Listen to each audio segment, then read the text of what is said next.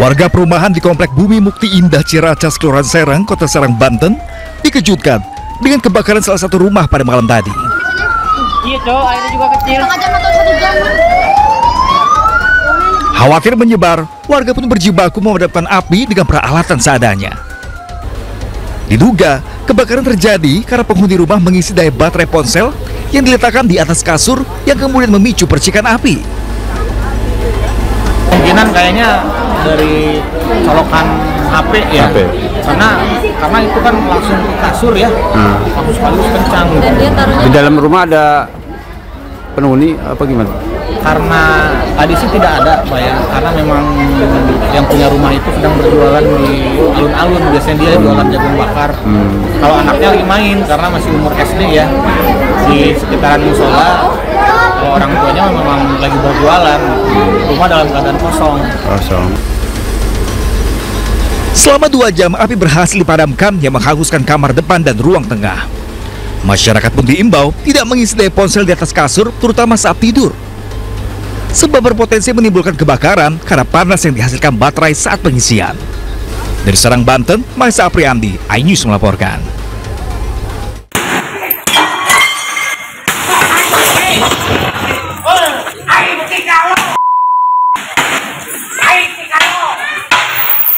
Dalam video amatir terlihat suasana panik dan ricuh di depan kantor PT PMB Grand Pangandaran.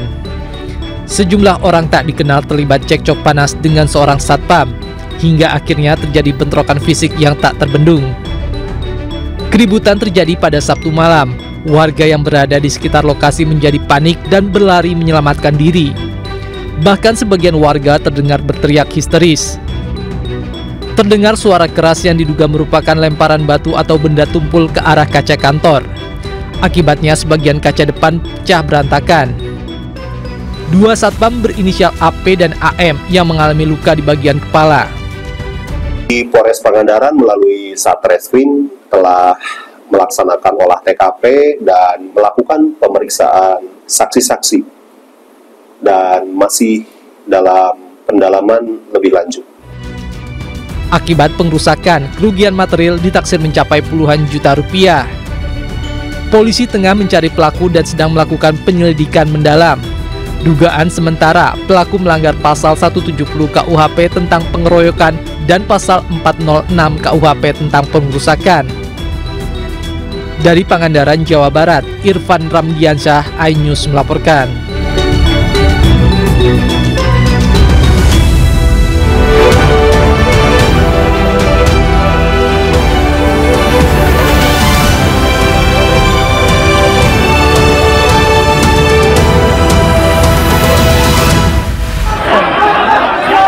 Perkelahian antar penonton di arena Sabung Ayam di Bangli, Bali merenggut nyawa 1 orang.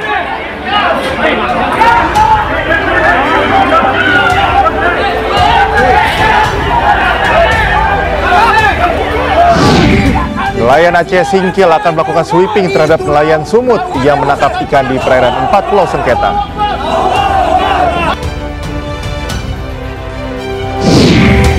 Presiden Prabowo Subianto mengatakan mega proyek tanggul laut raksasa sepanjang 500 km segera dikerjakan.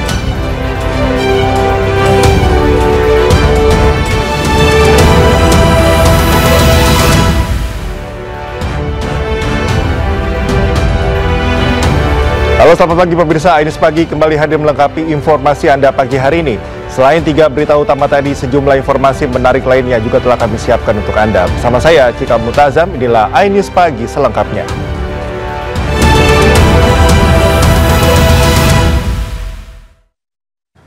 Pemirsa, 3 bangunan mes tempat tinggal pekerja di Kebayoran Lama, Jakarta Selatan terbakar. Dugaan sementara, api berasal dari korsleting listrik.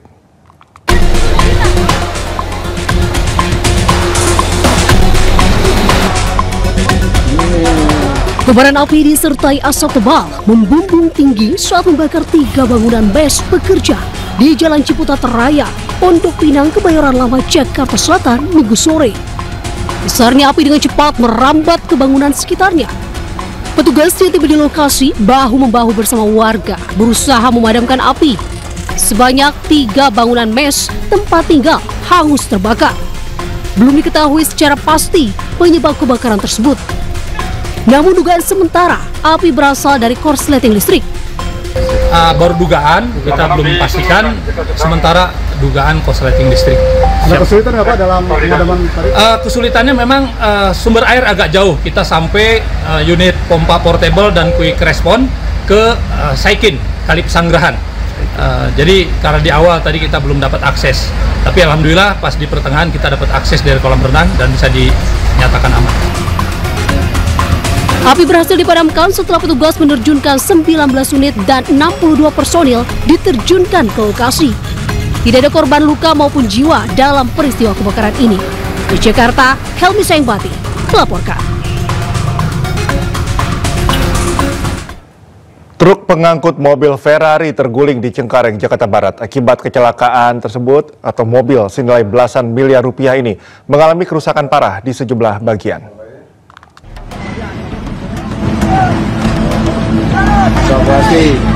Sejumlah petugas tol ini melakukan evakuasi mobil sport mewah yang terguling akibat truk towing yang membawa mobil sport mengalami kecelakaan usai pecah ban di Jalan Tol Kayu Besar, Cengkareng, Jakarta Barat. Petugas bahu-membahu membalikan mobil yang terguling di tengah jalan. Terlihat mobil sport asal Italia ini mengalami kerusakan parah di sejumlah bagian mobil. Mobil sport senilai belasan miliar rupiah ini mengalami kerusakan parah di sejumlah bagian mobil. Menurut saksi, kecelakaan ini berawal saat truk towing yang membawa Ferrari ini terguling. Kecelakaan sempat membuat arus lalu lintas di Jalan Tol Lingkar Barat mengalami kemacetan panjang. Mobil towing bawa Ferrari atau apa ya? Soalnya nggak begitu jelas sih dari atas. Tadi sempat macet nggak, Pak? Panjang banget, Bang. Sempat macet panjang? Iya, panjang banget sampai mungkin sampai Kembangan. Kini, petugas telah mengevakuasi truk towing dan mobil sport mewah. Insiden kecelakaan ini ditangani Ditlantas Polda Metro Jaya. Di Jakarta, Miftol Gani melaporkan. Akibat kekasihnya dibawa pria lain, 3 pemuda nekat menyerang 2 orang yang sedang duduk di pinggir jalan di Kampung Sumur Klender, Jakarta Timur.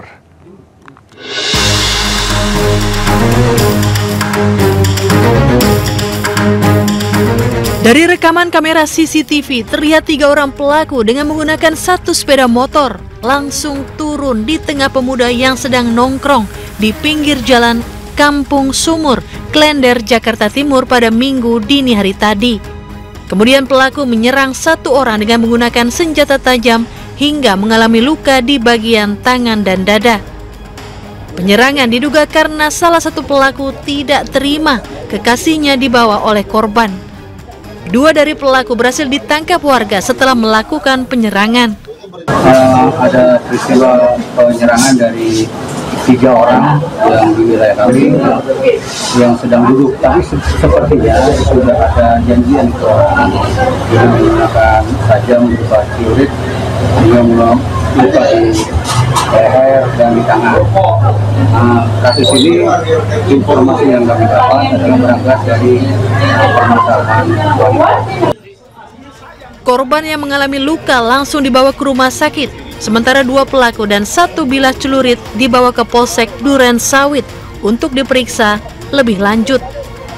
Dari Jakarta, Sofyan Firdaus, iNews melaporkan.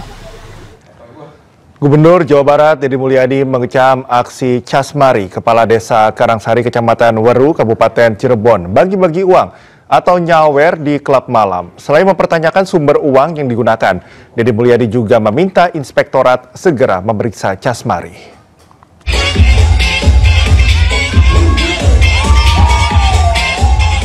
Inilah aksi Casmari Kepala Desa Karangsari, Kecamatan Weru, Kabupaten Cirebon saat menyawerkan uang di sebuah klub malam di kawasan Kedawung.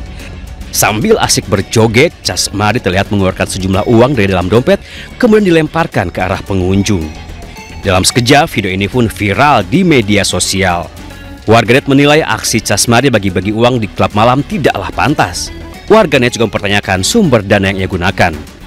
Casmari justru menanggapinya dengan santai. Ia mengaku tidak mau ambil pusing. Menurutnya, ia sudah terbiasa bagi-bagi uang alias nyawer saat mengunjungi tempat hiburan malam. Masyarakat juga tahu saya dari dulu tuh ya seperti ini. Cuman ya saya juga kan nggak di masyarakat umum, karena itu juga sesekali, nggak setiap hari. Saya juga untuk masyarakat ya kondusif, karena tahu dari saya sebelum jadi kubu ya memang saya pernah habis sampai 15 juta di organ. Di situ baru 1 juta 2 juta lah paling. Dan saya juga usaha sendiri, saya belum jadi kubu juga mobilnya 3, rumahnya udah banyak, usahanya ada. Ya itu sih orang yang nggak seneng aja.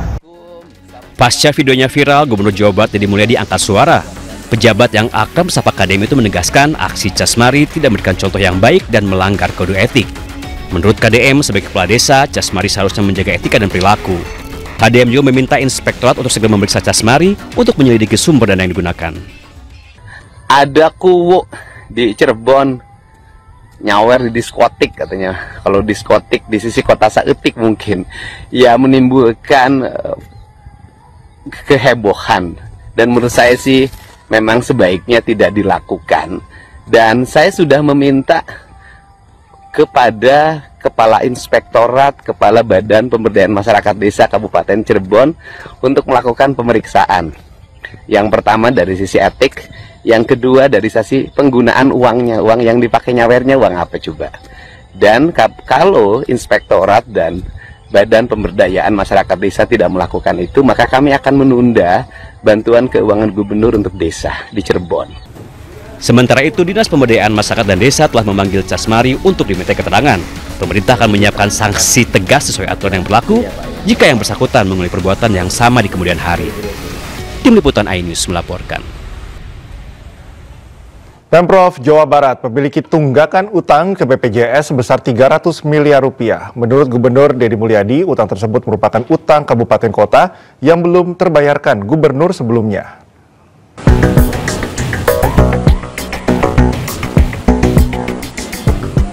Pemerintah Provinsi Jawa Barat memiliki tunggakan utang kepada BPJS Kesehatan sebesar 300 miliar rupiah. Hal ini diungkap Gubernur Jawa Barat Deddy Mulyadi saat mengunjungi Rumah Sakit Hasan Sadikin Bandung. Orang yang akrab sapa KDM ini menjelaskan utang 300 miliar ini merupakan utang BPJS kabupaten kota yang belum terbayarkan pada kepemimpinan Gubernur Jawa Barat sebelumnya. Pemprov Jabar ternyata punya tunggakan utang BPJS 300 miliar terhadap kabupaten kota.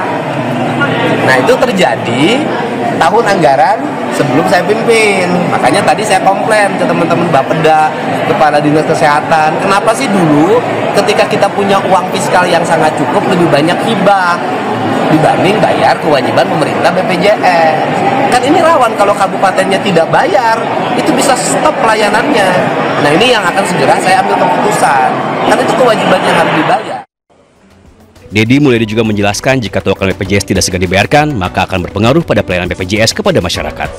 Dari Bandung, Jawa Barat, Ervan David, iNews melaporkan. Kita ke informasi selanjutnya. Arena judi sabung ayam di Desa Songan, Bangli, Bali berubah menjadi arena perkelahian. Akibatnya, 1 orang tewas dengan luka tusuk dan 2 lainnya menderita luka sabetan senjata tajam termasuk pelaku.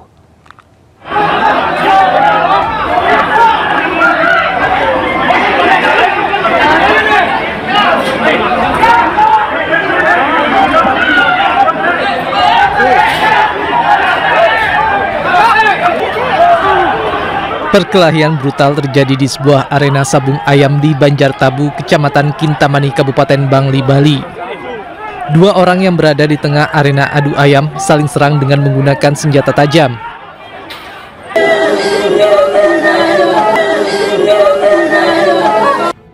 Akibat kejadian ini, Komang Alam Sutawan 37 tahun tewas dengan luka tusuk di dada. 2 orang lainnya mengalami luka, termasuk terduga pelaku mengalami luka serius di bagian perut sehingga dirawat intensif di RSUP Profesor Ngurah Denpasar. Dari hasil pemeriksaan sementara, motif perkelahian diduga karena kesalahpahaman antara pelaku dengan korban. Saat kejadian, pelaku diketahui usai mengonsumsi minuman keras. Pelaku merupakan residivis kasus pembunuhan tahun 2016 silam dan divonis 20 tahun penjara. Pelaku yang sempat mendekam di Nusa Kambangan baru bebas beberapa bulan lalu.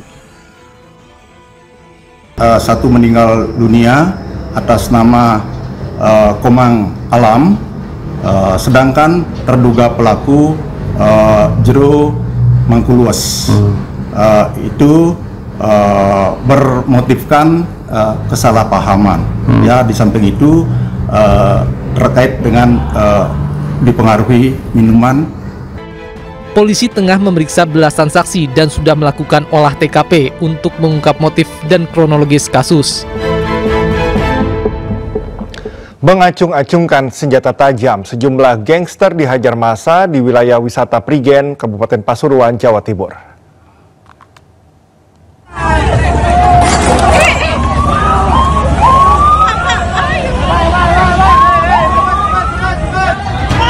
Video amatir merekam detik-detik warga mengamankan anggota gangster di Jalan Raya Tretes Prigen, tepatnya di Kelurahan Prigen, Kecamatan Prigen, Kabupaten Pasuruan, Jawa Timur, Minggu dini hari. Kesal atas ulah gangster, warga di pegunungan lereng Arjuna menghajar kawanan gangster hingga tak berdaya. Tak hanya itu, motor metik milik gangster juga dirusak.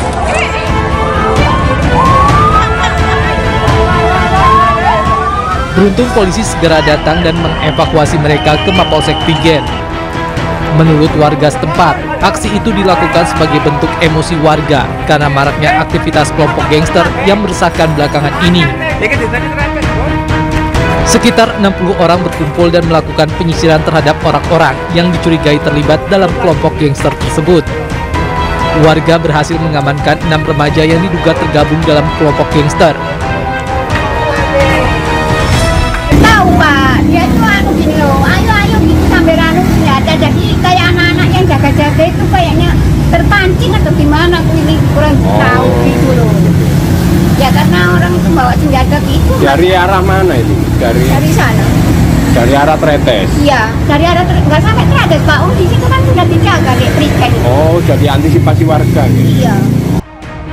Sementara itu, Kasih Humas Polres Pasuruan itu Joko Suseno saat dikonfirmasi via telepon mengatakan para gangster ini rata-rata berumur antara 14 hingga 18 tahun. Langkah-langkah preventif juga mulai digencarkan, termasuk patroli rutin pada jam-jam rawan serta pendekatan persuasif oleh Babin Kaptipmas melalui kegiatan sosial di tengah masyarakat.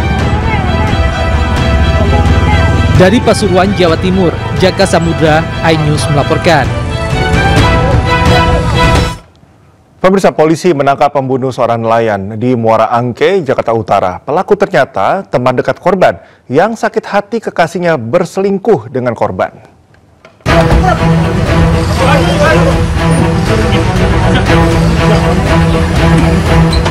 Polisi menangkap pelaku pembunuhan nelayan Muara Angke di kawasan Pluit, Penjaringan, Jakarta Utara. Saat ditangkap, pelaku melawan sehingga polisi terpaksa menembak kaki pelaku. Pelaku pun tak berdaya saat digiring menggunakan kursi roda ke Polres Pelabuhan Tanjung Priok. Pelaku dan korban ternyata teman dekat.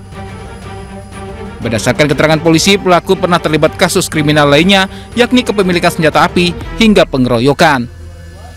Setelah kita dalami, memang motifnya ini berawal daripada yang bersangkutan itu sakit hati, kekasih pelaku ini berpindah ke lain hati ataupun dipacari oleh korban. Dan pelaku dan korban sempat terjadi adu mulut dan kemudian sampai dengan dorong-dorongan. Langsung ke arah kapal, mengambil tas yang berisi sebilah badik, kemudian datang kembali menghampiri korban dan akhirnya menusuk korbannya. Sebelumnya dalam rekaman CCTV, pelaku melarikan diri dan berupaya naik ke atas kapal usai membunuh korban yang merupakan seorang nelayan di kawasan Muara Angke. Korban ditemukan tewas dengan luka tikam di leher. Pelaku ditangkap tak sampai 24 jam dan atas perbuatannya pelaku dijerat dengan pasal tentang pembunuhan dengan ancaman penjara di atas 5 tahun. Dari Jakarta, Sofyan Firdaus, iNews melaporkan. Pelaku penganiayaan seorang ibu rumah tangga hingga tewas di Kota Medan, Sumatera Utara ternyata suaminya sendiri. Korban dianiaya dengan sadis menggunakan 2 senjata tajam.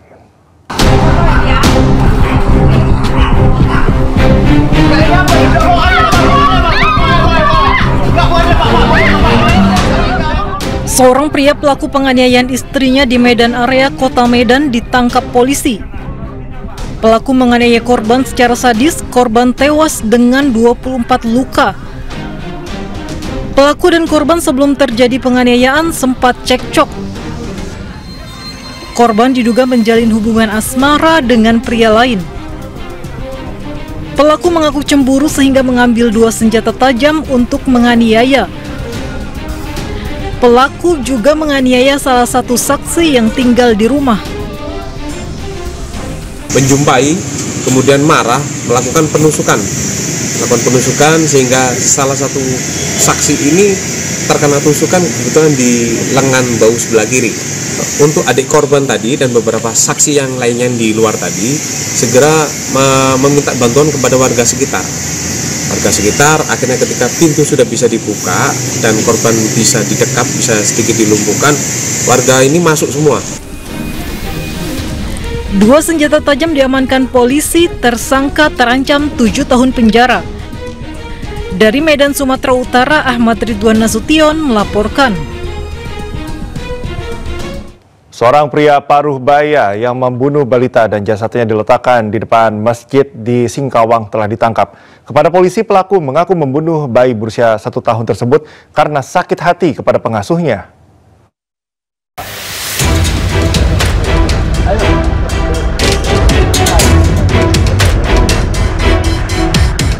Polisi menangkap pembunuh balita yang jasadnya ditemukan di depan masjid di Singkawang, Kalimantan Barat. Pelaku merupakan pria paruh baya bernama Urai Abadi.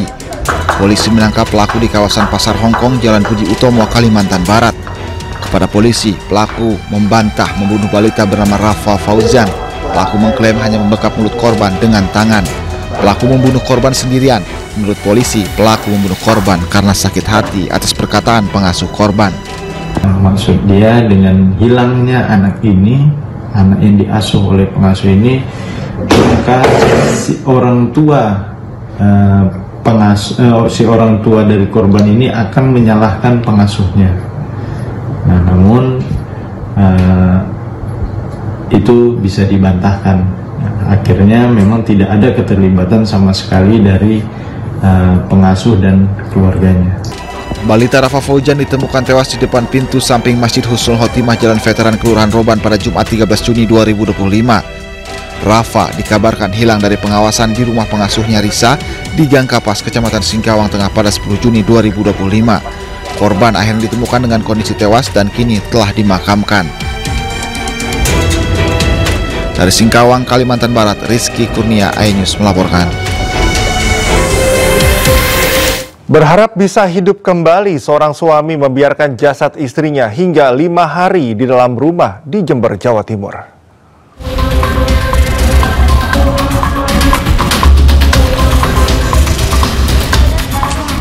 Warga digegerkan dengan penemuan jasad Sundari, wanita parubaya di Desa Tanggul Kulon, Kecamatan Tanggul, Jember, Jawa Timur. Sebelumnya, warga curiga usai menghirup bau tak sedap dan diduga adalah sisa daging korban yang membusuk. Namun saat mendatangi rumah tersebut, ternyata korban sudah membusuk. Warga pun semakin terkejut lantaran di samping jasad Sundari ada jasad Miko, suami korban, yang menemani dalam kondisi sakit stroke. Korban diketahui sudah meninggal dunia selama 5 hari, namun tidak dilaporkan oleh suaminya lantaran berharap hidup kembali. Dari hasil penyelidikan tidak ada tanda-tanda kekerasan dan murni kematian Sundari karena sakit. Pemirsa, marak aksi freestyle ugal-ugalan di Kota Makassar, Sulawesi Selatan. 6 remaja di bawah umur ditangkap polisi saat konvoy.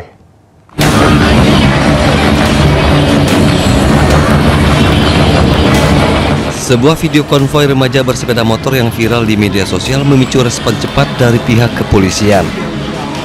Dalam video tersebut terlihat sekelompok remaja melakukan konvoy dengan arogan dan ugal-ugalan di jalan raya. Polisi langsung melakukan patroli dan pengawasan di beberapa titik yang dilalui oleh kelompok remaja ini. Setelah melakukan pengejaran, polisi berhasil mengamankan 6 remaja. Ke-6 remaja tersebut dijaring saat polisi melakukan patroli rutin di Jalan Batuan Raya, Kota Makassar.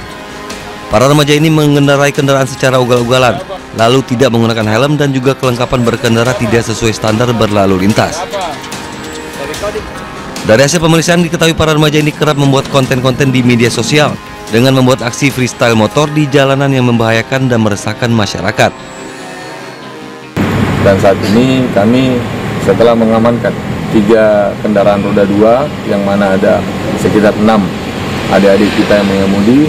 Nah, ini kerap tidak menggunakan helm sehingga kita amankan. Setelah kita geledah ada beberapa barang ya termasuk handphone, dan ternyata kami melihat, kami cocokkan bahwa di viral juga dia sering melakukan freestyle atau perlakuan yang tidak mengenakan dalam menggunakan kendaraan.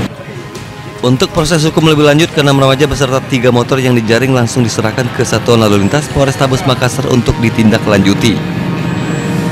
Dari Makassar, Sulawesi Selatan, Muhammad Nurbone, Ainus melaporkan. Tabrakan adu banteng antara minibus dan truk terjadi di Bangkalan, Jawa Timur. Akibatnya 4 penumpang minibus menderita luka parah.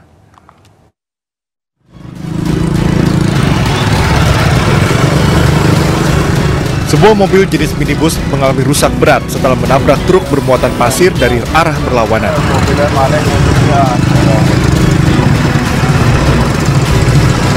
4 dari 7 penumpang mobil yang mengalami luka berat langsung dilarikan ke rumah sakit terdekat. Sementara sopir truk yang seorang diri di dalam kendaraan selamat tanpa luka serius. Dari keterangan saksi mata, insiden bermula saat mobil berpenumpang satu keluarga melaju kencang dari arah Sumeneb. Saat tiba di lokasi, mobil tersebut masuk ke jalur kanan dan berusaha menyalip kendaraan lain di depannya.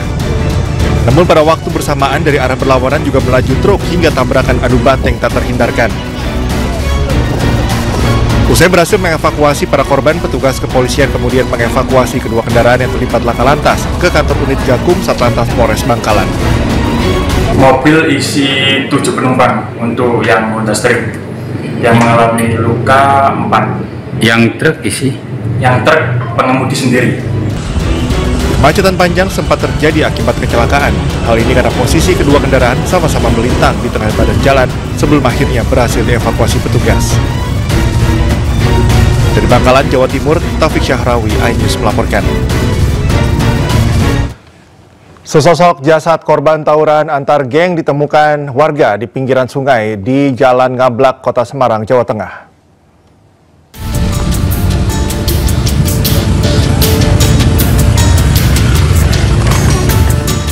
Video viral di media sosial ini menunjukkan penemuan sesosok jasad di tepi sungai di Jalan Ngablak, Kecamatan Genuk, Semarang. Dalam narasinya, semula pengunggah video belum meyakini apakah jasad tersebut merupakan korban karena ditabrak kereta api ataukah korban tawuran. Dugaan tersebut timbul karena retak jasad korban ditemukan dekat dengan rel kereta api. Namun setelah pihak kepolisian dari Satreskrim Polrestabes Semarang dan Polsek Genuk mendatangi tempat kejadian dan menyelidikinya, diketahui jasad tersebut adalah korban tawuran antar geng. Sebelumnya pada Minggu dini hari terjadi tawuran antar geng sekitar 200 meter dari korban ditemukan. Tawuran antar geng tersebut juga sempat terekam oleh video warga. Korban diduga sempat menyeberangi sungai, namun akhirnya meninggal karena luka parah di sekujur tubuh akibat senjata tajam. Itu ada gerombolan ya, remaja-remaja itu pakai kendaraan tuh kayak menyisir sepanjang jalan itu. Dari, tapi arahnya tuh ke rel kereta api. Jadi ke arah barat, pulang lagi sampai ke arah timur, pulang lagi. Dan yang di atas rel ada 2-3 orang tuh mungkin menyisir itu mayatnya. Sampai 5:30 saya pergi ke pasar, itu belum ditemukan mayat itu. Dia mau melarikan diri, tapi tidak kuat sampai Saat ini kasus ditangani oleh Polsek Genuk dengan dibantu dari Resmo Polrestabes Semarang. Dari Semarang, Jawa Tengah, Doni Marendra, iNews melaporkan. Pergerakan tanah masih masif di Desa Pasir Munjul, Purwakarta, Jawa Barat dikhawatirkan akan merembet hingga ruas tol Cipularang yang berjarak hanya 1 km.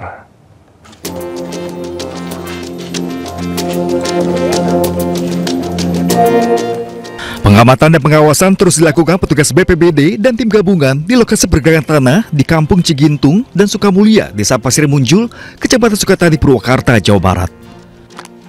Pergerakan tanah dinilai sangat masif, bahkan mengakibatkan terus ambruknya bangunan rumah-rumah yang terdampak. Pusat Vulkanologi dan Mitigasi Bencana Geologi diharapkan segera lakukan asesmen terkait kondisi tanah karena lokasi pergerakan sangat dekat dengan akses tol Cipularang yang berjarak sekitar 1 km, sehingga dikhawatirkan merembet ke objek vital tol Cipularang. Pengungsi Pak 3. Berharap dari PPMBG segera untuk melakukan asesmen. Ini pergerakan tanahnya lumayan cukup masif. Tuh, sekarang nggak terjadi lagi nih. Mudah-mudahan ini karena dekat dengan fasilitas negara ya, salah satunya adalah tol ya, jembatan tol ini juga mungkin butuh perhatian khusus ya untuk penanganannya. Jadi kita takutnya nih sampai ke tol ini terus-terusan merembet ya. Jadi kita harus antisipasi bersama, dan yang utama ke depannya rehabilitasi rekonstruksi. Mudah-mudahan warga di sini, karena ini udah nggak mungkin lagi dihuni nih kayaknya ya.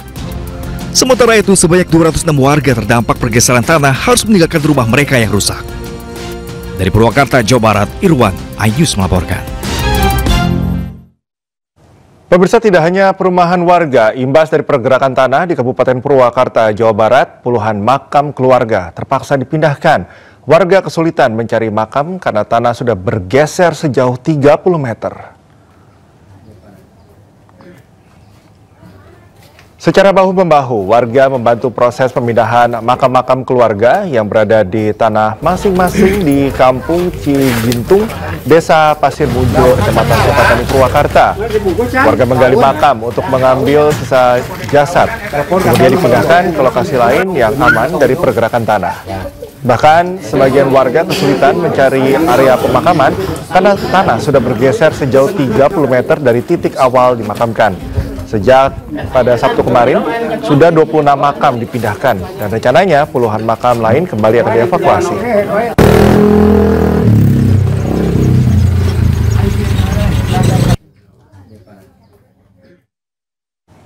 Wali Kota Jakarta Selatan bersama dengan Kepala Suku Dinas Sumber Daya Air meninjau lokasi pengerukan Sungai Kali Krukut, perbatasan antara Kecamatan Cilandak dan Pasar Minggu, Jakarta Selatan. Pengerukan sungai dilakukan sebagai langkah antisipasi banjir di wilayah tersebut.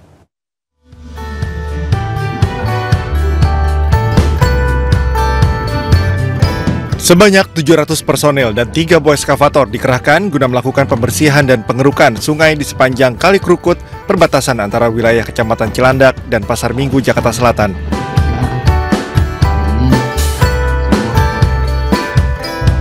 Wali Kota Jakarta Selatan, M. Anwar, didampingi oleh Kepala Suku Dinas Sumber Daya Air Santo, turun langsung memantau proses pengerukan Kali Krukut dan juga meninjau pembuatan sumur resapan di wilayah yang terkenal sebagai daerah langganan banjir.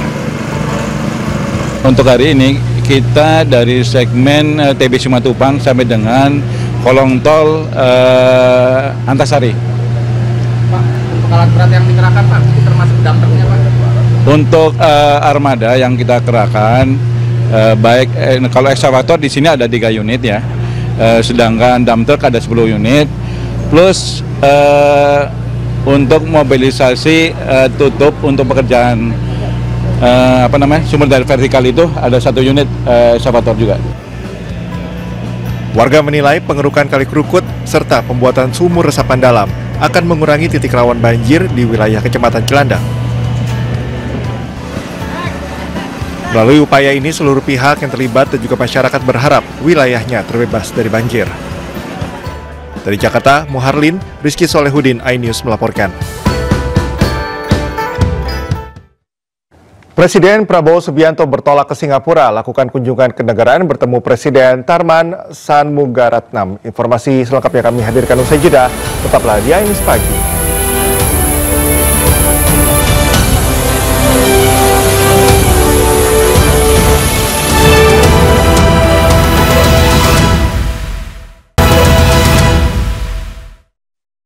Lakukan kunjungan kenegaraan, Presiden Prabowo Subianto bertolak ke Singapura. Selama di Singapura, Presiden akan mengikuti beberapa agenda penting, salah satunya bertemu Presiden Singapura Tharman Shanmugaratnam.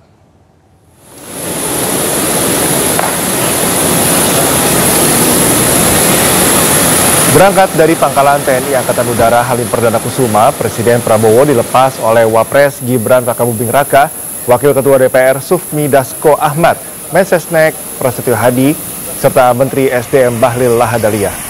Presiden juga dijadwalkan menghadiri pertemuan bilateral Leader Retreat bersama Perdana Menteri Singapura Lawrence Wong.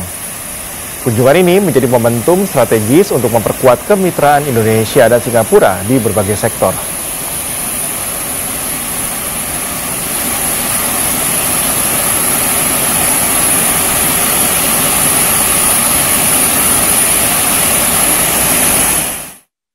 Presiden Prabowo Subianto mengatakan mega proyek Giant Sea Wall atau tanggul laut raksasa akan segera dikerjakan. Presiden menyebut tak akan menunda lagi proyek yang sudah direncanakan sejak 1995.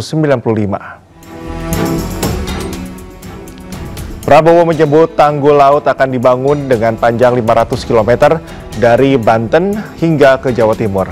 Anggaran yang dibutuhkan sekitar 80 miliar dolar Amerika dengan target waktu penyelesaian hingga 20 tahun. Prabowo mengungkapkan tidak tahu siapa presiden yang akan menyelesaikan proyek ini. Presiden menegaskan akan memulai terlebih dahulu sesegera mungkin. Proyek ini sangat vital. Proyek ini berada dalam perencanaan Bappenas sejak tahun 95. Bayangkan, sejak tahun 95. 30 years ago, kalau tidak salah ya, 30 tahun yang lalu. Tapi kita tidak berkecil hati. Sekarang tidak ada lagi penundaan. Sudah nggak perlu lagi banyak bicara. Kita akan kerjakan itu segera, saudara-saudara sekalian. Proyek ini menyangkut jarak yang tidak pendek, kalau tidak salah sekitar 500 km dari Banten sampai ke Jawa Timur, ke Gresik, 500 km, dan perkiraan biaya yang dibutuhkan 80 miliar.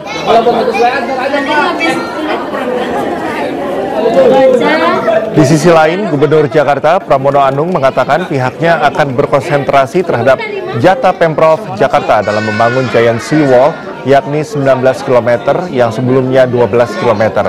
Sementara sisanya akan menjadi tanggung jawab pemerintah pusat. Tadi kita belajar apa? Jadi Giant Sea Wall itu yang menjadi bagian Jakarta, Jakarta yang akan tanggung jawab. Ada yang menjadi bagian pemerintah pusat yang tanggung jawab. Saya berkonsentrasi yang menjadi bagian pemerintah Jakarta.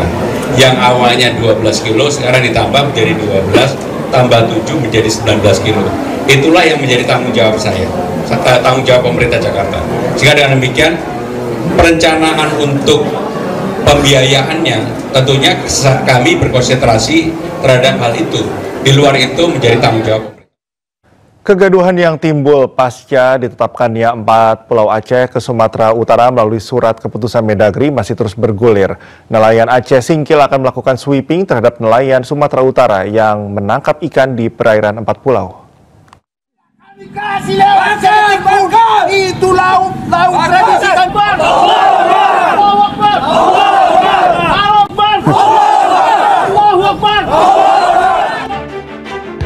Polemik kegaduhan yang timbul pasca ditetapkannya 4 Pulau Aceh ke Sumatera Utara melalui surat keputusan Mendagri masih terus bergulir. Para nelayan membentuk satu gerakan sebagai wadah perjuangan dalam mempertahankan keempat pulau tersebut. Nelayan Aceh Singkil akan melakukan sweeping terhadap nelayan Sumatera Utara yang menangkap ikan di perairan 4 Pulau Aceh Singkil. Hal itu dilakukan sebagai reaksi dan protes terhadap Kemendagri. Selain itu, sweeping juga dilakukan sebagai antisipasi terjadinya illegal fishing. Nelayan Kabupaten Aceh Singkil melalui wadah Gerakan Aliansi Nelayan Aceh Singkil Ganas akan melakukan sweeping kepada nelayan Sumatera Utara yang melakukan penangkapan ikan di wilayah perairan laut 4 pulau tersebut. Selain itu, nelayan meminta Presiden Prabowo Subianto mencopot Menteri Dalam Negeri Tito Karnavian karena dinilai telah membuat kegaduhan. Dari Aceh Singkil, Aceh, Suparman Munte, iNews melaporkan. Kementerian Dalam Negeri akan mengkaji ulang penetapan masuknya 4 pulau ke wilayah Sumatera Utara pada Selasa 17 Juni mendatang.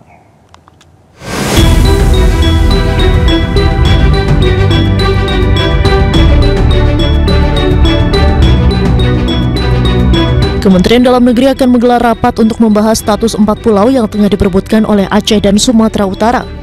Kemendagri juga akan melakukan kajian ulang secara menyeluruh terkait sengketa keempat pulau. Rapat digelar pada Selasa 17 Juni dan keesokan harinya Kemendagri juga turut akan mengundang pimpinan wilayah termasuk Gubernur Sumatera Utara dan Aceh beserta tokoh masyarakat dan anggota DPR untuk duduk bersama. Pak Menteri, Pak Prof. Tito Karnavian sudah memutuskan untuk melakukan kaji ulang secara keseluruhan. Jadi pada hari Selasa nanti Kemendagri akan melakukan kaji ulang dan kemudian pada hari berikutnya Pak Menteri akan juga mendengar masukan dan pandangan dari para tokoh masyarakat Aceh dan Sumatera Utara, pimpinan wilayah, gubernur, bupati, termasuk teman-teman Dewan, DPR dan DPRD begitu. Jadi penting untuk membuka dialog agar terdapat kesamaan data, fakta, dan informasi. 4 pulau yang menjadi rebutan antar Provinsi Aceh dengan Sumatera Utara diantaranya Pulau Panjang, Pulau Lipan, Pulau Mangkir Besar, dan Pulau Mangkir Kecil. Sebelumnya pada 25 April 2025, melalui keputusan Menteri Dalam Negeri, 4 pulau yang menjadi rebutan dinyatakan masuk dalam wilayah Kabupaten Tapanuli Tengah, Provinsi Sumatera Utara. Tim Liputan iNews melaporkan. Menteri Koordinator Bidang Hukum, HAM, Imigrasi, dan Pemasyarakatan Yusril Iza Mahendra meminta seluruh pihak agar bersabar karena pemerintah pusat dalam hal ini Mendagri belum mengambil keputusan apapun mengenai status keempat pulau apakah masuk dalam wilayah Kabupaten Singkil Aceh atau Kabupaten Tapanuli Tengah Sumatera Utara. 4 pulau di Aceh itu sampai hari ini sebenarnya belum ada peraturan Mendagri yang mengatur tentang batas wilayah antara Kabupaten Tapanuli Tengah dengan Kabupaten Singkil di Aceh. Ya. Yang ada itu adalah keputusan Menteri Dalam Negeri mengenai pengkodean pulau-pulau. Ya, itu memang sudah ada. Jadi semua pihak harap bersabar ya. Pemerintah betul-betul ingin menyelesaikan masalah ini dalam waktu dekat dan berupaya untuk mencari keputusan yang terbaik bagi semua pihak. Sebelumnya, Sufmi Dasko selaku Wakil Ketua DPR RI menyatakan Presiden Prabowo Subianto akan mengambil alih penyelesaian sengketa kepemilikan pulau antara Provinsi Aceh dengan Sumatera Utara. Keputusan final Presiden akan diumumkan pada pekan depan.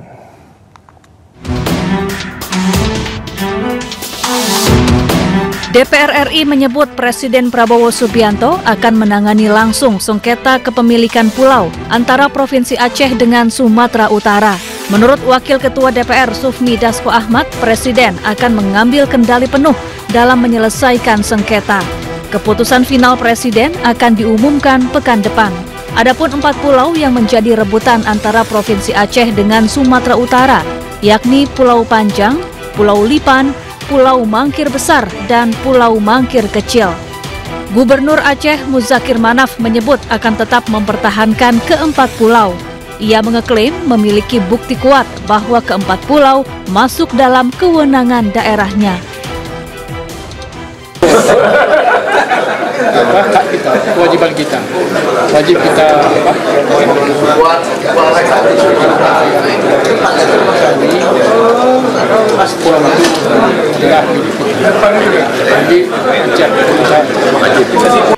Kisruh bermula usai Kementerian Dalam Negeri memutuskan 4 pulau dinyatakan masuk wilayah Kabupaten Tapanuli Tengah, Provinsi Sumatera Utara. Mendagri Tito Karnavian menegaskan pemerintah pusat tidak memiliki kepentingan pribadi dan hanya ingin menyelesaikan masalah batas wilayah secara objektif. Tim Liputan iNews melaporkan. Beralih ke informasi lainnya, pemirsa, setelah Barreskrim Polri menyebut bahwa ijazah Presiden ke-7 RI Joko Widodo asli, pihak Rismon Sianipar CS belum puas.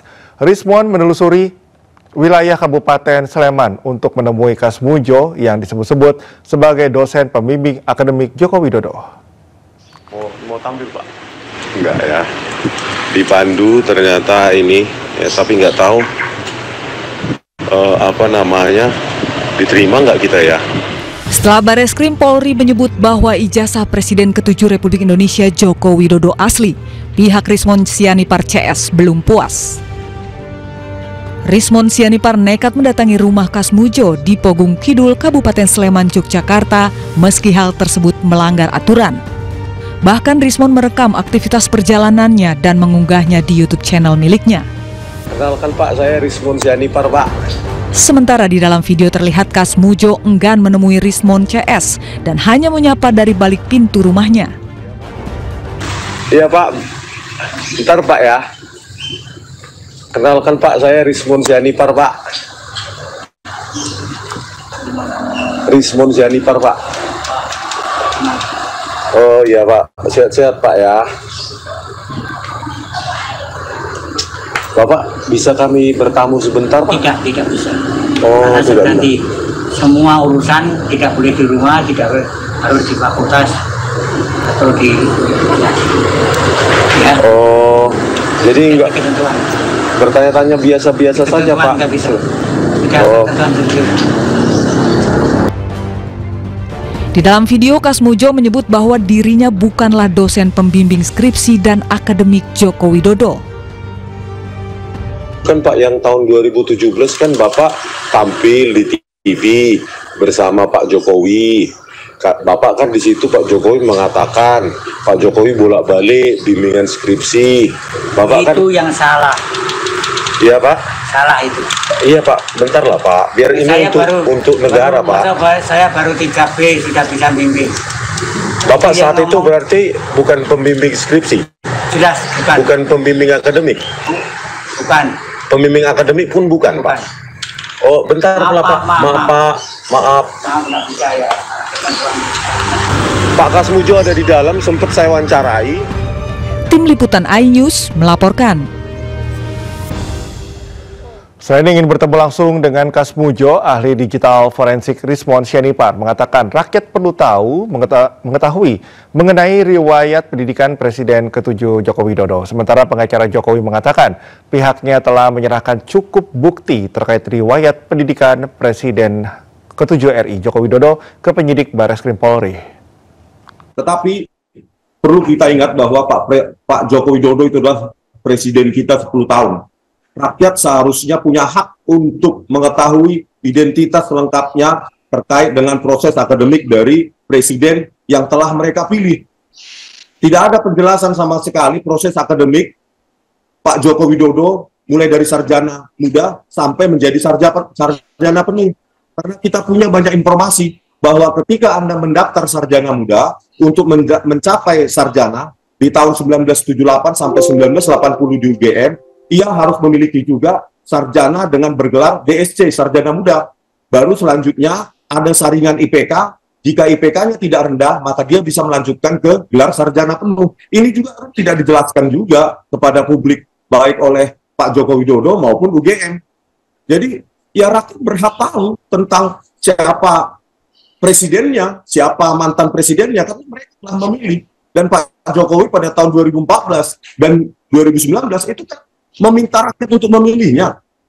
Sekarang harusnya, ya itu macam hutang budi dong, harusnya, untuk menjelaskan itu kepada publik. Kami melihat bahwa sebenarnya dari alat bukti yang kami sajikan, ya, yang kami serahkan kepada penyidik, sebenarnya sudah cukup terang benderang, ya.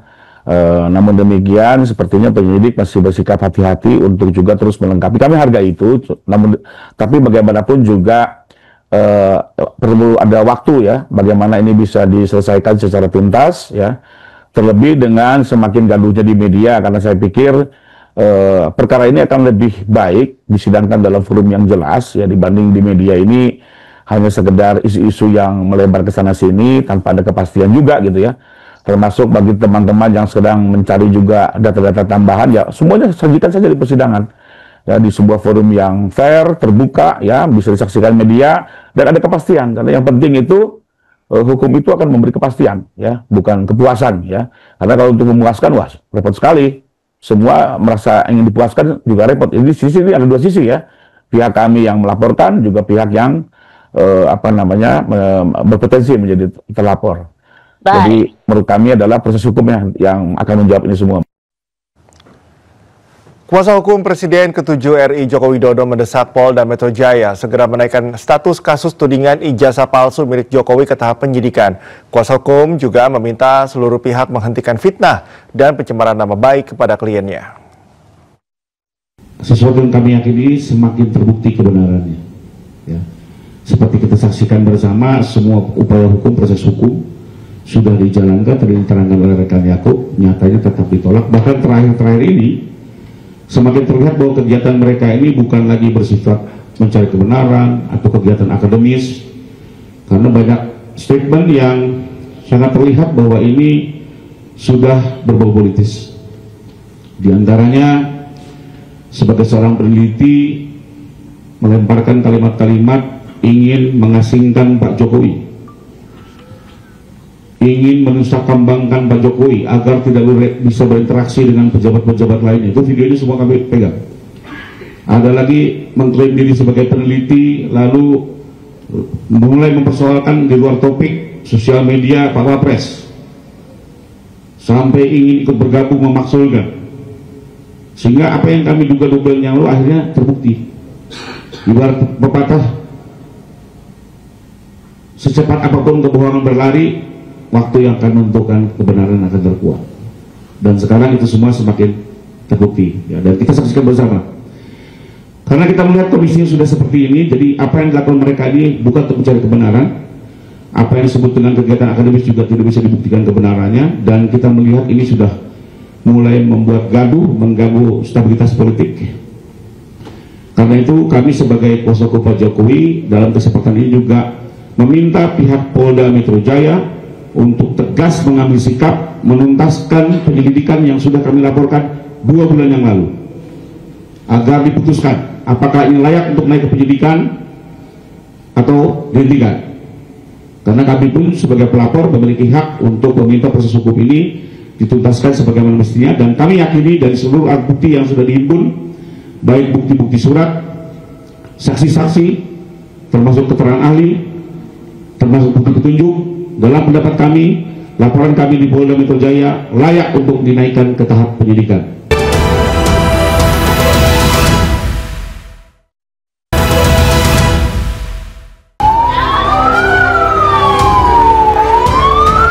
Dua unit ruko di Desa Sidundukan 3 Mandailing Natal, Sumatera Utara ludes terbakar.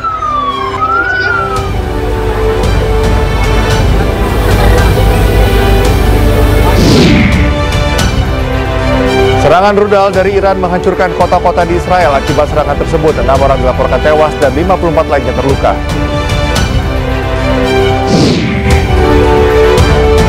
Pasukan Zionis Israel membombardir kamp pengungsian Nusairat dan menyasar warga sipil di Gaza, Palestina.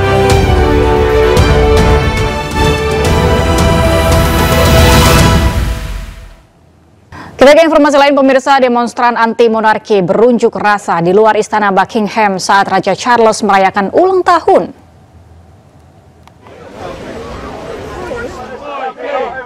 Para demonstran anti monarki berkumpul di dekat Istana Buckingham untuk menuntut reformasi demokrasi dan penghapusan monarki. Aksi ini berlangsung saat Raja Charles III merayakan ulang tahun dengan parade tradisional Trooping the Colour di London. Para pengunjuk rasa memegang sejumlah poster serta meneriakkan slogan-slogan anti bangsawan. Para demonstran menyerukan agar kedepannya kepala negara dipilih bukan diwariskan. Pengunjuk rasa mengkritik kedudukan monarki dan menyatakan bahwa hal itu bertentangan dengan prinsip-prinsip demokrasi.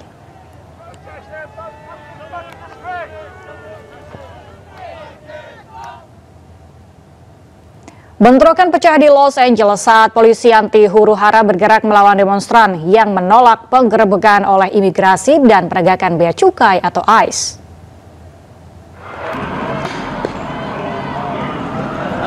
Aksi kekerasan pecah saat para aktivis menggelar unjuk rasa di Los Angeles. Sementara demonstrasi anti-deportasi meningkat di seluruh California di tengah dan keras pemerintahan Trump terhadap imigran ilegal. Bentrokan semakin memanas saat petugas menggunakan gas air mata dan terlibat dalam perkelahian fisik langsung dengan demonstran. Presiden Amerika Serikat Donald Trump telah mengerahkan 3.000 pasukan Garda Nasional di California. Presiden Trump juga mengusulkan untuk memberlakukan undang-undang pemberontakan yang sebelumnya digunakan selama kerusuhan Los Angeles pada tahun 1992.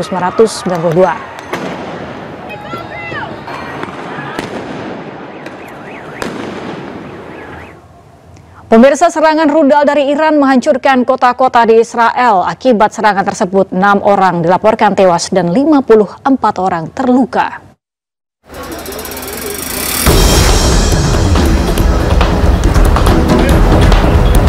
Iran melakukan serangan balasan ke Israel usai ratusan orang tewas pada agresi militer Israel ke Teheran sejak Jumat lalu.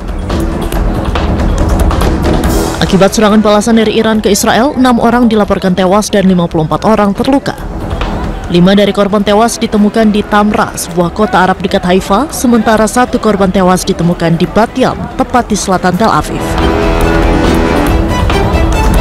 Tim layanan darurat Israel melaporkan bahwa beberapa orang masih terperangkap di bawah reruntuhan di Bat Yam, di mana kerusakan perumahan yang parah terlihat usai serangan rudal dari Iran.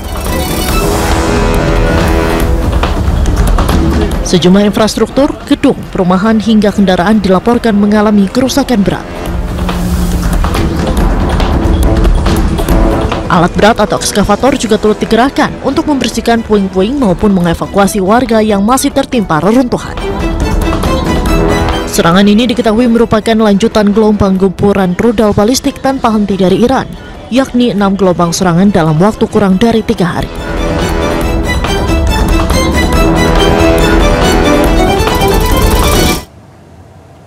Pemirsa, Israel kembali melancarkan serangan yang menargetkan ibu kota Iran, Teheran. Depot minyak di Sahran, Teheran dilaporkan terbakar akibat serangan Israel.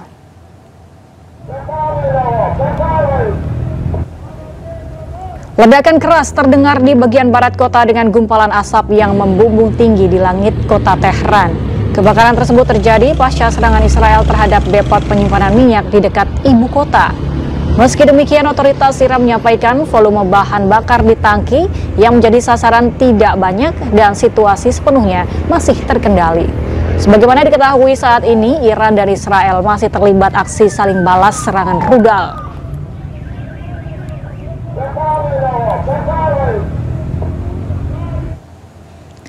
Akibat serangan Zionis Israel, air limbah membanjiri jalan-jalan Teheran, Iran. Penyebab banjir belum jelas, meskipun kantor berita Tasnim mengklaim Israel telah mencoba dan gagal untuk menghantam jaringan pipa air minum utama Iran. Insiden ini terjadi di tengah eskalasi tajam menyusul operasi Rising Lion Israel yang menewaskan sejumlah petinggi militer dan nuklir Iran pada hari Jumat. Iran menanggapi dengan menggelar operasi True Promise dengan meluncurkan gelombang rudal ke sejumlah kota di Israel, termasuk Tel Aviv.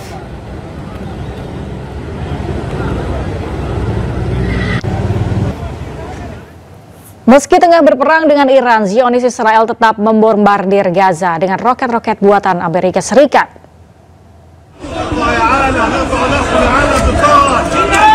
Sejumlah warga Kamp Nusairat Sentral Gaza bergotong royong mencari korban di antara puing-puing bangunan yang hancur akibat serangan roket penjajah. Beberapa bangunan dan kendaraan hancur akibat serangan genosida sejak Oktober 2023.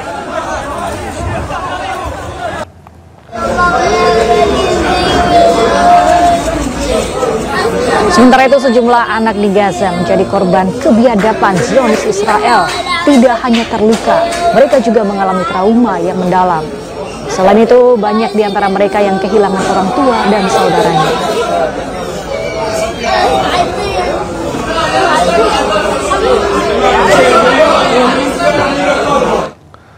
Pemirsa, 45 orang syahid saat menunggu bantuan makanan di Gaza, Palestina. Penjajah Israel membantai 45 orang di seluruh Gaza, Palestina pada hari Minggu. Sebagian besar dari para korban adalah pengungsi yang tengah menunggu bantuan makanan di tempat distribusi. Menurut Gaza Civil Agency, setidaknya 23 orang tewas di tempat pembagian bantuan dan sekitar truk kemanusiaan. Rumah sakit Al-Auda telah menerima 8 jasad dan 125 korban luka. Zionis Israel diketahui menggunakan bantuan kemanusiaan untuk menggenosida rakyat Palestina di Gaza.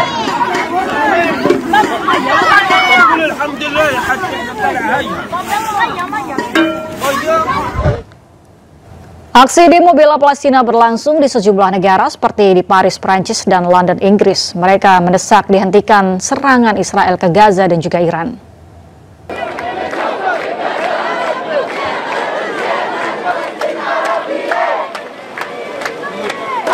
Gelombang aksi bela Palestina terus berlangsung di berbagai negara.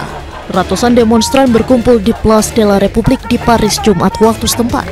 Mereka mendesak dihentikannya serangan Israel terhadap Gaza dan ke Iran baru-baru ini. Para demonstran menyerukan dukungan dan mengibarkan sejumlah bendera, mulai dari bendera Palestina, Suriah, Iran, dan Aljazair. Air mancur di Place de la République juga diwarnai merah sebagai tanda banyaknya korban yang tewas akibat serangan dari Israel.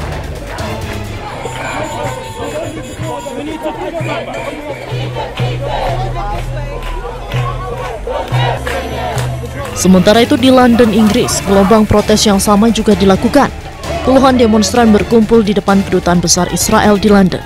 Mereka mengecam keras serangan Israel terhadap Iran dan menuntut dihentikannya agresi militer Zionis Israel di Timur Tengah.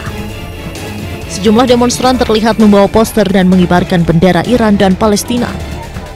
Salah satu poster bertuliskan kemenangan untuk perjuangan rakyat Palestina, hentikan genosida, invasi, dan pendudukan oleh Israel.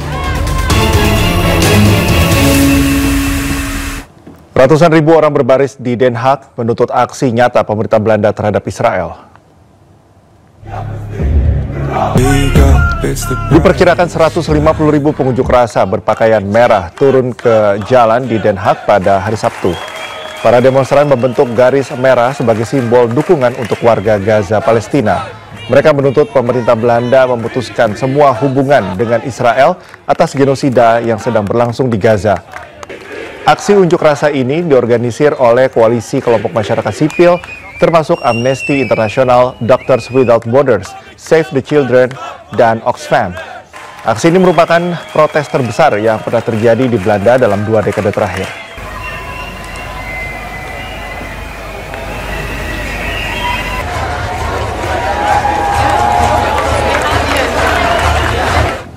Sementara itu ribuan orang juga berunjuk rasa di Jakarta untuk menunjukkan solidaritas terhadap rakyat Gaza Palestina yang mengalami genosida oleh Zionis Israel. Ribuan demonstran mengikuti pawai melintasi berbagai kedutaan besar internasional di Jakarta untuk menyatakan solidaritas dengan Palestina dan rakyat di Gaza. Para peserta turun ke jalan sambil membawa bendera dan poster Palestina sambil meneriakkan yel-yel untuk kebebasan Palestina. Seorang peserta bernama Cece berharap semua orang Indonesia lebih peduli tentang penderitaan rakyat Gaza. Pawai ini diselenggarakan Gerakan Global March to Palestine, sebuah inisiatif yang bertujuan menyerukan tindakan untuk mengakhiri perang Gaza dan bantuan kemanusiaan mengalir ke jalur Gaza.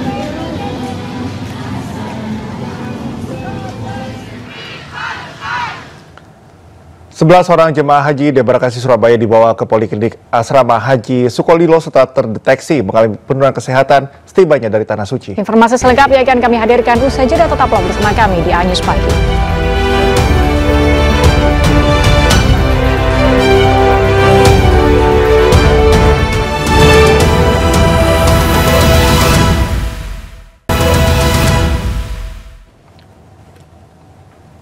Ada kembali di Anyus Pagi, pemirsa. 2 unit ruko di Desa Sinunukan 3, Mandailing, Natal, Sumatera Utara ludes terbakar api.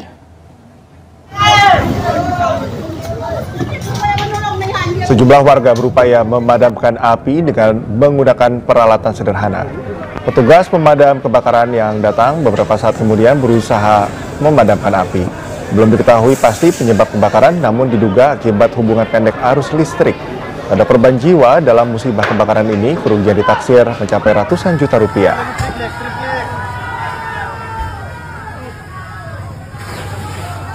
Alhamdulillah sudah paham, sudah padam. Dan sudah pendinginan tadi ya? Iya. Penyebab kebakaran sendiri? Masih dalam proses penyidikan gitu ya? Penyelidikan. Di Serang, Banten, sebuah rumah terbakar akibat mengisi daya baterai ponsel diletakkan di atas kasur. Sementara di Kebayoran Lama, Jakarta Selatan, 3 bangunan mes tempat tinggal pekerja terbakar, diduga akibat korsleting listrik.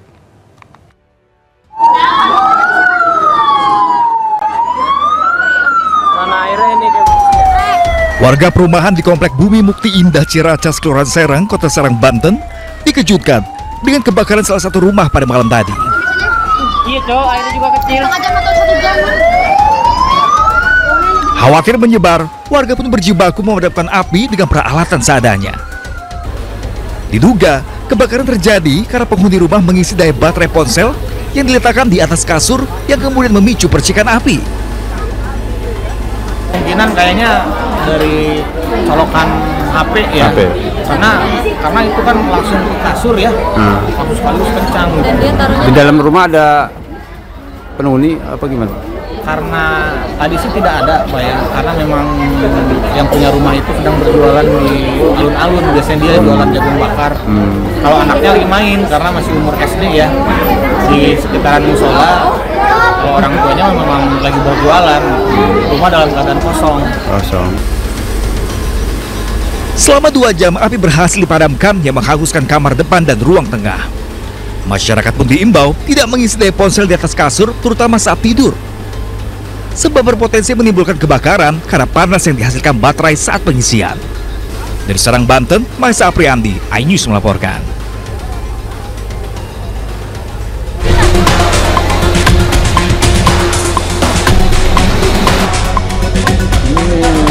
Kobaran api disertai asap tebal membumbung tinggi saat membakar 3 bangunan mes pekerja di Jalan Ciputat Raya, Pondok Pinang, Kebayoran Lama, Jakarta Selatan, Minggu sore.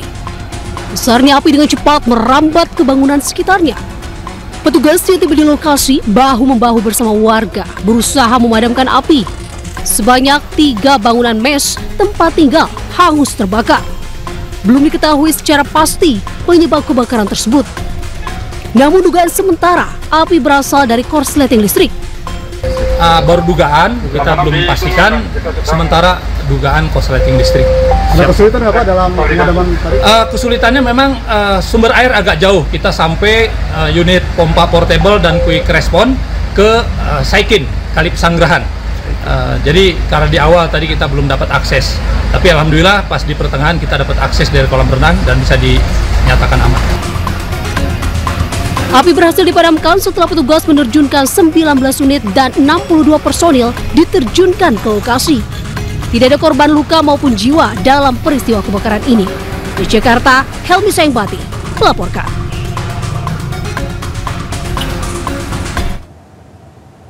Truk pengangkut mobil Ferrari terguling di Cengkareng, Jakarta Barat akibat kecelakaan mobil senilai belasan miliar rupiah ini mengalami kerusakan parah di sejumlah bagian mobil.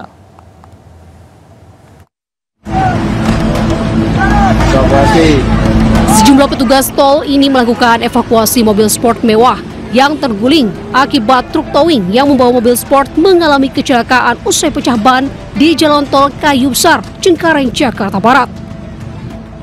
Petugas bahu-membahu membalikan mobil yang terguling di tengah jalan. Terlihat mobil sport asal Italia ini mengalami kerusakan parah di sejumlah bagian mobil. Mobil sport senilai belasan miliar rupiah ini mengalami kerusakan parah di sejumlah bagian mobil. Menurut saksi, kecelakaan ini berawal saat truk towing yang membawa Ferrari ini terguling. Kecelakaan sempat membuat arus lalu lintas di Jalan Tol Lingkar Barat mengalami kemacetan panjang. Mobil towing bawa Ferrari atau apa ya? Soalnya nggak begitu jelas sih dari atas. Tadi sempat macet gak, Pak? Panjang banget, Bang. Sempat macet panjang? Iya, panjang banget sampai mungkin sampai Kembangan. Kini, petugas telah mengevakuasi truk towing dan mobil sport mewah. Insiden kecelakaan ini ditangani Ditlantas Polda Metro Jaya. Di Jakarta, Miftol Gani melaporkan. 11 orang jemaah haji debarkasi Surabaya dilarikan ke Poliklinik Asrama Haji Sukolilo setelah terdeteksi mengalami penurunan kesehatan setibanya dari Tanah Suci. Mereka pun harus menjalani pemeriksaan COVID-19.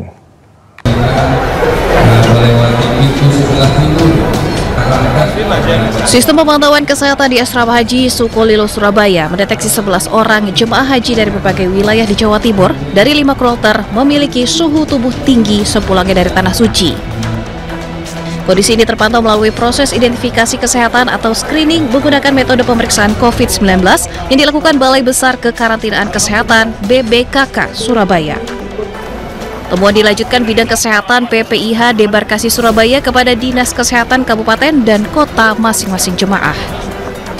Intinya menyampaikan bahwa terdapat jemaah dari Kabupaten Kota Bapak Ibu yang kita lakukan pemeriksaan swab dengan hasil antigen negatif dengan hasil laboratorium sedang menunggu proses pemeriksaan.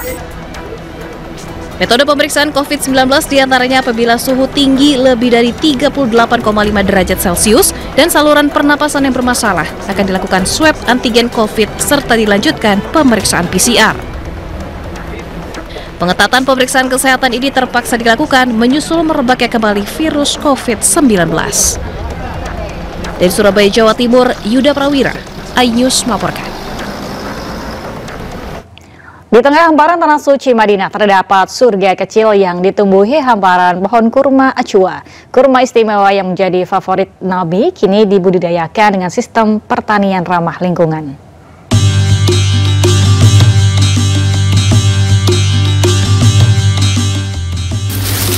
Tak menggunakan pestisida kimia, kebun ini menerapkan pertanian organik penuh. Mulai dari pemilihan benih, perawatan pohon, hingga pemanenan dilakukan dengan sangat teliti, menjaga kualitas dan kesucian kurma ajwa. Penggunaan metode alami untuk menjaga kualitas dan rasa khas kurma ajwa. Bukan hanya soal panen, tapi juga soal menjaga warisan dan nilai spiritual dari kurma ini. Setelah dipanen, kurma ajwa langsung masuk ke tahap seleksi yang bisa memproses ribuan kurma per jam. Mesin-mesin modern digunakan untuk memilah kurma berdasarkan ukuran, kematangan, dan warna. Tak berhenti di situ, sentuhan manusia tetap dibutuhkan untuk memastikan hanya kurma terbaik yang dikemas. Setelah disortir, kurma ajwa dikemas dalam kemasan premium dan siap diekspor ke berbagai penjuru dunia, termasuk Indonesia. Inside the factory, we have the state-of-the-art laser machine, sorting laser machine. I think this is the first one here in Medina. They can sort by quality, by color, by even root or date. Skin broken. It can sort all kind of damages. They can throw it out and give you by sizes. Tak sekedar buah, kurma ajwa dari Madinah adalah warisan spiritual. Dari kebun yang diberkahi hingga ekspor ke berbagai negara inilah buah tangan dari Madinah yang menyatukan cita rasa, sejarah, dan kecintaan. Dari Madinah, Arab Saudi, Gigih Irfan, iNews melaporkan. PSSI resmi menugaskan Kepala Pencari Bakat Timnas Indonesia, Simon Tahamata, untuk mencari pesepak bola bertalenta di seluruh penjuru tanah air. Tahamata akan mulai berburu pemain berbakat Indonesia setelah sistem pencarian selesai dalam 3 bulan ke depan.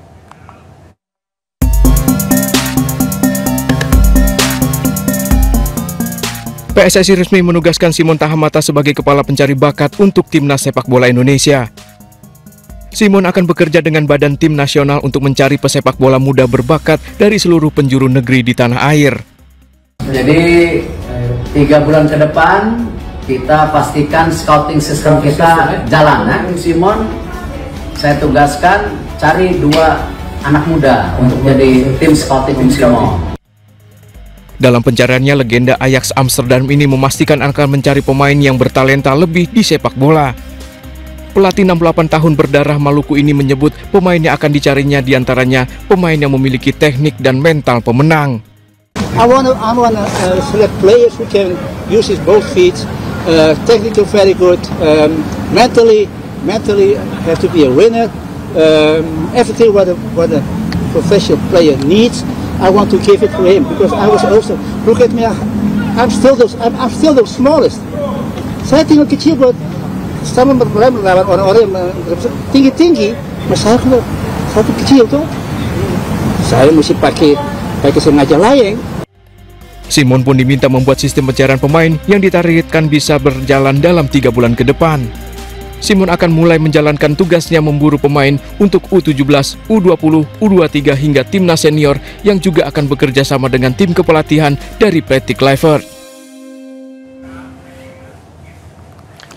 Ya, pemirsa, Baik, pemirsa, Timnas Putri U19 mempersiapkan diri menjelang laga semifinal Piala AFF melawan tuan rumah Vietnam. Ya, Vietnam merupakan lawan yang berat bagi Garuda Pertiwi, namun skuad besutan Akira Higashiyama tidak gentar dan siap untuk meraih kemenangan. Dan informasi ini sekaligus penutup iNews pagi hari ini. Temukan informasi-informasi terbaru lainnya di www.inews.id. Cuplikan tayangan berita iNews dapat Anda saksikan di kanal YouTube @official iNews. Dan mewakili kerabat kerja yang bertugas, saya Cika Mutazam. Dan saya Galuh Pandu, mewakili kerabat kerja yang bertugas, kami pamit undur diri. Dan sesaat lagi pemirsa akan hadir program News Sport Pagi bersama Rika Nayanufus. Terima kasih, selamat pagi dan sampai jumpa.